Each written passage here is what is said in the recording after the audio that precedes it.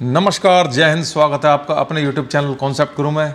मैं अमित लांबा आज फिर से हाजिर हूँ आपके सामने एक और नई टेक्निकल वीडियो के साथ।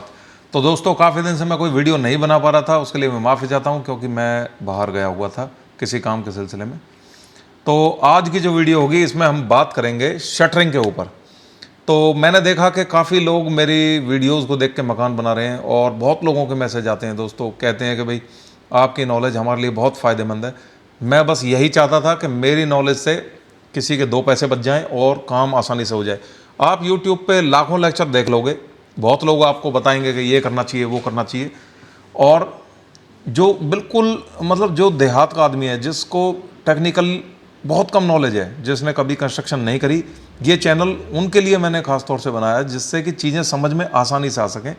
एक ग्राउंड पर रह के जो आदमी काम करता है उसको चीज़ें समझ में आ सके, जो हमारा मिस्त्री वाला तबका है उसको ये चीज़ें समझ में आ सके। तो सिंपल भाषा में मैं समझाने की कोशिश करता हूँ। टेक्निकल के लिए तो देखिए यार, इंजीनियर और आर्किटेक्ट्स भरे पड़े हैं। तो जो कॉमन आदमी को कोई चीज़ समझ में आए, मेरी कोशिश यही रहती है, क्योंकि कॉमन आदमी ही पैसे बचाने की ज़्यादा कोशिश करता है। अब जिसके पास अनाप शनाप पैसा हो तो क्या सोचेगा पैसे बचाने के बारे में, वो तो सीधा ऑर्डर दे देगा और उसके जो हायरिंग एजेंसी होती हैं वो अपने आप ध्यान रखेंगे ये सारी चीज़ों की।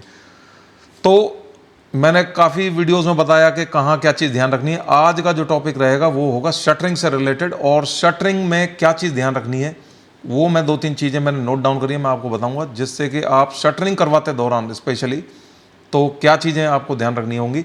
जो सबसे पहली चीज़ रहेगी वो होगी मटेरियल सिलेक्शन। शटरिंग करने वाला ठेकेदार आपको बोलेगा कि जी मेरे पास तो लोहे की शीट भी हैं, मेरे पास टिम्बर की शीट्स भी हैं, प्लाई भी है, अब आपको क्या चाहिए। अब आपको पता अगर नहीं होगा क्या लगाना है तो आप उसको क्या जवाब दोगे।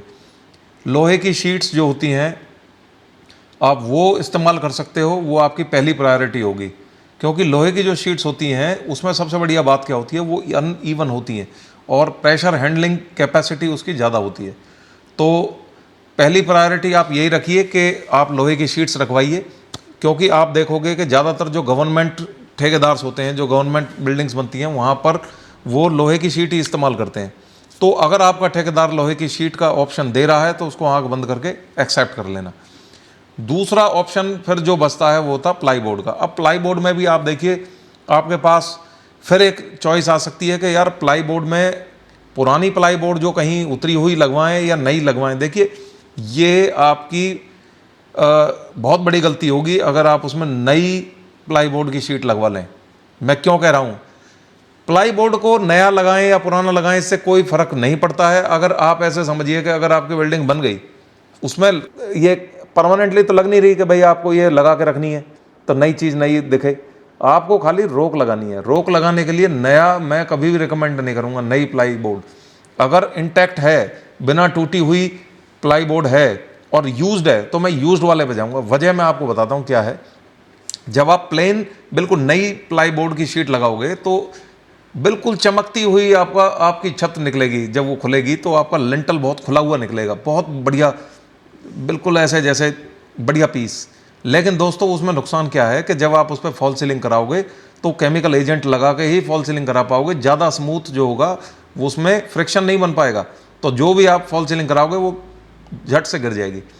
तो अगर आपको नहीं करानी है फॉल सीलिंग तो आप जाओ नई फ्रेश पे, और अगर आपको फॉल सीलिंग करानी है तो भाई नई को मैं कभी रिकमेंड नहीं करूँगा, आप पुरानी ही इस्तेमाल करो। लेकिन इसमें भी आपको एक चीज़ ध्यान रखनी है कि उसकी मोटाई अच्छी खासी होनी चाहिए, 16 mm की कम से कम होनी चाहिए, और बल्कि ज़्यादा ही होनी चाहिए। तो आप जो है ISI मार्क यूज़ करो और बढ़िया क्वालिटी की प्लाई बोर्ड यूज़ करो। क्यों, इस पर बहुत चीज़ें डिपेंड होती हैं। ऐसा नहीं है कि वो सिर्फ लगाई और वो उतर गई और चली गई, ऐसा नहीं है। उस पर आपका बहुत जमा पूंजी डिपेंड करेगी। मैं अभी बताने वाला हूँ आपको कैसे। वो अगर गलत सिलेक्शन हो गया तो आपका नुकसान ही नुकसान है। अगली जो चीज़ है, ये सारे पॉइंट्स आएंगे अभी। देखिए फॉर्म वर्क स्ट्रेंथ, मैं क्यों स्ट्रेंथ की बात करूंगा, क्योंकि आप जो काम करने वाले हो उसके बाद ऊपर वो सारा स्ट्रेंथ का ही होने वाला है। जब आप उस पर फ्रेश कंक्रीट डालोगे और अगर प्लाई बोर्ड आपका लटक गया नीचे की साइड, तो आप जब उसको खोलोगे, ये माइन्यूट लटक होती है, आपको दिखाई नहीं देगी, लेकिन जब आप उसको खोलोगे तो आपको जब दिखाई देगी कि यार ये क्या कर दिया मैंने, ये तो सारा बल्जिंग होगी उसके अंदर, वो लटक गई है। इसलिए उसकी स्ट्रेंथ इतनी होनी चाहिए कि वो उसको झेल सके। 6 इंची का आपका लिंटर डलता है, उसमें वजन होता है, सरिया होता है, रीइंफोर्समेंट होती है, और आदमी भी ऊपर ट्रैवल करेगा, ट्रॉली भी चलेगी, तो ये सारा जो लोड है वो किस पे आएगा? इस शटरिंग पे आएगा। तो ऐसा ना हो कि वो ऐसे ऐसे चल रही है और ऐसे ऐसे चल रही है, फिर कोई फ़ायदा नहीं है। बल्जिंग नहीं होनी चाहिए, मजबूत होनी चाहिए, स्ट्रेंथ अच्छी होनी चाहिए, अच्छे मोटे साइज का आपका प्लाईबोर्ड होना चाहिए, यूज़ करनी है, नई को अवॉइड करना है अगर फॉल सीलिंग करानी है। और दूसरी बात क्या है, उसके नीचे जो जो जो बल्लियाँ लगाओगे, जो जो खंबे लगाओगे, जो डंडे लगाओगे जिससे वो रोकते हैं उसको, वो कम क्वांटिटी नहीं होनी चाहिए, उसकी इनफ क्वांटिटी होनी चाहिए। जैसे अगर 6x4 की शीट है तो उसमें कम से कम भी 5 मेरे बल्लियाँ लगी होनी चाहिए नीचे सपोर्ट देने के लिए। अगर आपने उससे कम कर दिया तो वो फिर बल ले जाएगी। तो लकड़ी है, प्लाई है, आप जानते हो कि स्ट्रेंथ इतनी ज़्यादा नहीं हो सकती है, बहुत ज़्यादा, एक लिमिट से ज़्यादा। तो उसके लिए फिर हमें अच्छी प्रॉपर बल्लियाँ लगाएं, और बल्लियों का साइज़ एक ही होना चाहिए। ऐसा नहीं होना चाहिए कि उसमें नीचे फट्टे लगा के फिर उसको ऊंचा करा गया है, नहीं। अगर आप पहले ठेकेदार से क्लियर कर लोगे भाई मेरा 12 फीट पर लिंटर डलेगा तो मुझे 11.5 फीट की जो मेरी बल्लियाँ हैं वही चाहिए। ऐसा नहीं है कि आप 9 के ले आओगे या 10 के ले आओगे, फिर 2 फीट का फट्टा जोड़ोगे उसमें, या ईंटों को खड़ा करोगे, ईंटों पर रखोगे। मतलब ईंटें लगानी पड़ सकती हैं, लेकिन ऐसा नहीं है कि वो सारी ईंटों के भरोसे बैठी है। तो आपको समझ में आ गई होगी ध्यान क्या रखना है, क्वांटिटी और क्वालिटी प्रॉपर होनी चाहिए फॉर्म वर्क की। उसके बाद आती है सरफेस प्रिपरेशन, ये बहुत इंपॉर्टेंट होता है। सरफेस प्रिपरेशन से क्या मतलब है कि जब आप शटरिंग कर देते हो, अब शटरिंग करने के बाद जब आप उसको खोलने जाते हो तो शटरिंग आपने देखा होगा उसमें फंसी रह जाती है, निकल नहीं पाती। जो लकड़ियों की शीट होती है वो टूट जाती हैं और उस पर ही फिर प्लास्टर कर देते हैं। ये सही नहीं है। आपको क्या करना है, प्रॉपर उसकी ऑयलिंग करानी है। अगर लोहे की शीट है तो उस पर ऑयल लगाइए, काला तेल मिल जाता है यूज्ड, आप उसको लगाइए। प्लाईबोर्ड है तो उस पर भी लगाइए, और उसको अच्छे तरीके से क्लीन करिए। ऐसा नहीं है कि उस पर कोई पुराना कुछ जमा हुआ है बस उसी पे करा दो, उसको प्रॉपरली उसकी सफाई कराइए। उस पर रिलीज एजेंट्स लगवाइए, रिलीज एजेंट्स नहीं मिलते हैं तो ऑयल लगवाइए। ऑयल लगाने के बाद उसको आसानी से आप हटा सकते हो। अब है सबसे इंपॉर्टेंट पॉइंट, सबसे ज़्यादा इंपॉर्टेंट पॉइंट, वो होती है अलाइनमेंट और लेवलिंग। शटरिंग लग चुकी है और लगने के बाद अब आपको वाटर लेवलिंग करानी है कि भाई मेरा आगे से लेकर पीछे तक लिंटल एक ही लेवल पे होना चाहिए। ऐसा नहीं होना चाहिए कि लिंटल कहीं से नीचे जा रहा है, कहीं से ऊपर जा रहा है, कहीं से टेढ़ा, कहीं से मेढ़ा, कुछ नहीं होना चाहिए। शटरिंग बिल्कुल वाटर लेवल में होनी चाहिए। मैं तो ये कहूँगा कि जब आपकी शटरिंग लग जाए तब वाटर लेवल कराओ, जब शटरिंग कंप्लीट हो जाए तब वाटर लेवल कराओ, और जिस दिन आपकी कंक्रीटिंग हो रही हो उस दिन भी वाटर लेवल कराओ। 3-3 बार वाटर लेवल कराओगे तब आपको पता लगेगा कि हाँ सब कुछ सही है कि नहीं है। जब कंक्रीट डल रही हो तब भी वाटर लेवल करा लो एक बार, क्योंकि कई बार ऐसा होता है कि जब आप कंक्रीटिंग कराते हो तो वो दब जाती है, माइन्यूटली आपको दिखाई नहीं देती है। फिर आप अभी फ्रेश कंक्रीट है तो उठ जाएगी नीचे से, बल्लियाँ जो होती हैं उनको उठाया जा सकता है। तो आपका ठेकेदार को बोलो कि भाई इसको करे, लेवलिंग करके दिखाए आपको बार बार। अब अगला जो पॉइंट है अवेलेबिलिटी ऑफ द सुपरवाइजर, ये बहुत इंपॉर्टेंट पॉइंट है कि जिस दिन आपकी शटरिंग हो चुकी है, मान लीजिए लिंटर डल रहा है, फ्रेश लिंटर डल रहा है, आपका ठेकेदार जिसने शटरिंग करी है उसको बुलाओ कि भाई मुझे यहाँ पर आदमी चाहिए। वो क्या करते हैं, शटरिंग करके चले जाते हैं कि भैया अब आपका लिंटर डलेगा, तो एक आधा मिस्त्री छोड़ देते हैं। नहीं, उसको बोलो ठेकेदार मुझे चाहिए, ये पहले कॉन्ट्रैक्ट में आप रखना उसके साथ कि भाई मुझे आदमी चाहिए उस दिन, लाइव जो ट्रैक करे कि भाई मेरा कोई कंक्रीटिंग चल रही है, कुछ गड़बड़ तो नहीं होती दिख रही, कहीं से कोई ऐसा तो नहीं है कि नीचे बैठ गई हो, लेवलिंग कराए, वो सब कुछ कराएगा। तो इसलिए उसकी मॉनिटरिंग बहुत ही इंपॉर्टेंट होती है, उसको वहाँ पर खड़ा रखो। अगला जो पॉइंट है वो है फिक्सिंग एंड सपोर्ट्स। अब जो आपकी शटरिंग है उसमें फिक्सिंग और सपोर्ट्स क्यों जरूरी है। अब मान के चलिए आपने शटरिंग करा ली और साइड से वो खुली हुई है, और जब उसमें फ्रेश कंक्रीट डलेगी तब क्या होगा, वो वहाँ से निकल जाएगी, लीकेज हो जाएगी, कहीं से कुछ ना कुछ निकल जाएगा। अब आपका कंक्रीट का होगा वेस्टेज, वो फिर उसको ठोकने पीटने बैठ जाएगा, उसमें हमारा सारी कंक्रीट हिल जाती है। तो पहले फिक्सचर्स करा लीजिए, पता होना चाहिए कि मेरा कहाँ से लीकेज आ सकती है, वो सारा पैकिंग होनी चाहिए, वहाँ से टेप्स वगैरह यूज़ करके करा सकते हो। और प्लम्बर का जो आपका जॉइंट्स है या कनेक्शंस हैं प्लम्बर के, स्पेशली जब प्लम्बर आते हैं तो वो कहते हैं जी आपने तो इसमें तो जगह ही नहीं छुड़वाई, यहाँ से मेरा पाइप निकलना था। तो प्लम्बर को बुलाओ, भाई आजा, इलेक्ट्रिकल वाले को भी कह दो आजा, आके बैठो, देखो अपने पाइप्स जहाँ से निकलवाने हैं, कोई ऐसा तो नहीं है कि किसी बीम में से कोई पाइप निकलना था, बाद में उसको छैनी हथौड़े से काटते हैं। उसमें सारी स्ट्रेंथ चली जाती है, वीकनेस आ जाती है बीम के अंदर। तो उसको बोलो कि भाई आजा, देख के बताओ कोई भी पाइप्स वगैरह हैं कोई तुम्हारे पेंडिंग ना रह जाएं, सबके पाइप्स की एग्जिट एंट्री सब क्लियर होनी चाहिए। वो आपका नक्शा पहले से होगा तो आपको पता लग जाएगा। अब आती है आपकी मेंटेनेंस एंड मॉनिटरिंग। अब मेंटेनेंस मॉनिटरिंग का मतलब क्या है कि आपका एक तरीके से जब शटरिंग हो चुकी है, आपकी कंक्रीटिंग डल चुकी है, आप उसको अगले दिन, यानी जैसे अगर शाम को आज आपका कंक्रीट डला है, आप अगले दिन सुबह तक भी आके उसकी मॉनिटरिंग करें, उसकी मेंटेनेंस कर सकते हैं। ऐसा नहीं है कि फ्रेश कंक्रीट डाल दिया कि भाई अब तो पत्थर की लकीर होगी, अगले दिन तक भी आप उसको एडजस्ट करा सकते हो सकता है रात के समय पे मिट्टी नीचे बैठी हो तो आपका स्लोली एक तरीके से बल्लियाँ नीचे बैठ गई हो, तो ये चीज़ ध्यान रखनी, अगले दिन भी आप उसकी मेंटेनेंस कर सकते हो जल्दी आके।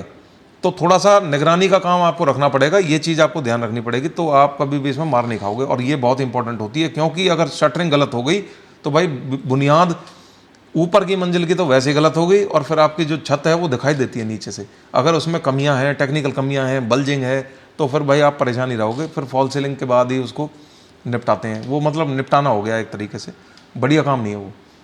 अब लास्ट की चीज़ है भाई सेफ्टी, जो है वो सबके लिए इंपॉर्टेंट होती है जब भी आप शटरिंग करा रहे हो, क्योंकि अगर कोई हादसा हो जाता है तो वो जिम्मेदारी आप ही की आ जाएगी। ठेकेदार हाथ पल्ला झाड़ देते हैं कि जी हमें कुछ नहीं पता, आपको उसकी सेफ्टी इंश्योर करनी पड़ेगी। अपने ठेकेदार को पहले बोलो कि भाई हेलमेट लेके मेरा आदमी काम करे, और पहले प्रॉपरली उसको जांच करो कि ये सेफ कंडीशंस में काम कर रहा है कि नहीं कर रहा है। ऐसा तो नहीं है कि एक फट्टे पे बैठ के झूल रहा है और उसी पे ठोका पीटी कर रहा है। अगर वो थोड़ा हिला तो गया, उसकी हड्डी वड्डी टूटी या कुछ भी हुआ, भगवान ना करे, वो आपके गले की हड्डी बन जाएगी।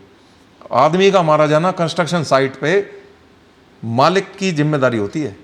अगर आप ये सोच रहे हो कि ठेकेदार जाने वो जाने, आप ऐसा कोई कॉन्ट्रैक्ट तो बना नहीं रहे उसके साथ। बाद में जब पुलिस केस होगा तो आप उसमें बिल्कुल सेफ रहोगे अगर आप उसके प्रॉपर डॉक्यूमेंट करते हो और साथ में एक एजेंसी के साथ ये कॉन्ट्रैक्ट कर लेते हो कि भाई आप सेफ्टी मेजर्स का ख्याल रखोगे, सेफ्टी शूज़ पहनो। अब आते हैं फाइनल वर्डिक्ट पे, जो इसको खोलना कब है। अब आपको क्या चीज़ ध्यान रखनी है कि आपको शटरिंग खोलने का जो समय है ये डिसाइड करेगा आपका सीमेंट।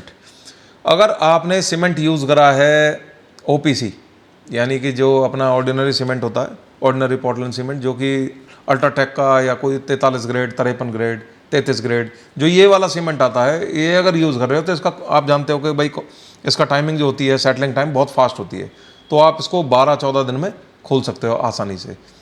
अगर आपने इसमें पीपीसी यूज़ करा, पीपीसी यानी कि जो येलो कलर का जो बैग आता है, अगर वो यूज़ करा है, या फिर आपने कोई ऐसा एजेंट उसमें यूज़ कराया जिससे कि वाटर बॉन्डिंग जो है वो स्लो हो जाती है और हीट ऑफ हाइड्रेशन थोड़ा स्लो हो जाता है, अंबुजा कवच है, अल्ट्राटेक वेदर गार्ड है, इस तरह के अगर आपने सीमेंट यूज़ करे हैं तो इनका सेटलिंग टाइम 28 डेज होता है। 28 दिन से पहले आप उसको ना खुलवाएं, क्योंकि होगा क्या, आप 28 दिन से पहले खुलवा तो सकते हो लेकिन आप कंस्ट्रक्शन स्टार्ट कर देते हो, उसको ये नहीं देखते हैं कि भाई ये खुली है तो इसकी स्ट्रेंथ अभी आई नहीं है। मिस्त्री अगले दिन से ही उस पर कंस्ट्रक्शन स्टार्ट कर देता है, नहीं करानी है वो कंस्ट्रक्शन। उसको बोलो कि मेरा जिस दिन लिंटल खुलेगा उसके बाद ही मैं इसमें बीच में कंस्ट्रक्शन कराऊंगा। बाउंड्री वॉल्स को कर सकते हो, क्योंकि बाउंड्री वॉल्स के नीचे बाउंड्रीज होती हैं, सपोर्ट मिल जाती है, लेकिन सेंटर में कहीं पर भी नहीं करानी है। आपको 28 दिन से पहले लिंटल नहीं खोलना है, शटरिंग नहीं खोलनी है, अगर आप पीपीसी ग्रेड का सीमेंट यूज़ कर रहे हो। ये इसका थंब रूल है। अब लास्ट जो चीज़ बचती है वो ये कि भाई आपका ये आपकी बिल्डिंग का सारी शटरिंग कंप्लीट हो चुकी है, आपके जो बीम आएंगे उन बीम को छज्जे के दौरान, मैं खास तौर से छज्जे का नाम इसलिए ले रहा हूँ कि जो फ्रंट का जो छज्जा होता है 3 फीट का, 4 फीट का, वहाँ शटरिंग लोग क्या गलती कर जाते हैं कि एक ही लेवल में शटरिंग करा देते हैं, आगे से लेके, मतलब इस साइड से लेके लेफ्ट साइड से कंप्लीट राइट साइड तक एक ही शटरिंग करा देते हैं। ये शटरिंग बिल्कुल गलत होती है। आपको उसमें जो हमारा लिंटल बीम होते हैं, जो हिडन बीम है मैं उनकी बात नहीं कर रहा, जो लिंटल बीम होते हैं उनको निकलवाना है, उनकी जो लटक होती है वो आपको बनवानी है प्रॉपरली, और उनको बाहर तक लेके आना है। शटरिंग को जो है जिग जैग फॉर्म में ही बनवाएं। तो जैसे अगर बीम आया मेरा लेफ्ट कॉर्नर पे, तो वहाँ शटरिंग जो होगी वो ऐसे बनेगी, फिर सीधी जाएगी। इससे होगा क्या, जो मेरा बीम आएगा वो बीम बिल्कुल बाहर तक आएगा। और अगर ऐसा नहीं करते हैं तो आपका साइड में क्रैक आएगा ही आएगा। तो लटक बीम जो होते हैं उनको बिल्कुल छज्जे तक लेके जाओ, उसकी शटरिंग उसी हिसाब से कराओ, लेफ्ट में भी राइट में भी, और कोशिश करिए बीच में भी। अगर बीच में भी आपका कैंटिलीवर बीम आगे तक आ जाता है तो आपको बेनिफिट ही बेनिफिट है। क्योंकि कई बार क्या होता है, उसके ऊपर लोड रहता है, आप उस पर 4 फीट 5 फीट बाहर निकाल देते हो, बालकनी बना देते हो, उस पर कुछ ओवरलोड कर देते हो, कुछ वॉशिंग मशीन रख देते हो, कोई बार टॉयलेट भी बनाना पड़ जाता है। तब ये प्रॉब्लम ना आए, लिंटल अपनी जगह इंटैक्ट रहे, कोई क्रैक डेवलप ना हो, इसलिए शटरिंग को प्रॉपरली कराएं। तो उम्मीद करूंगा ये वीडियो आपको पसंद आई होगी। मिलेंगे अगली वीडियो में, तब तक के लिए अपना ख्याल रखें। नमस्कार, जय हिंद।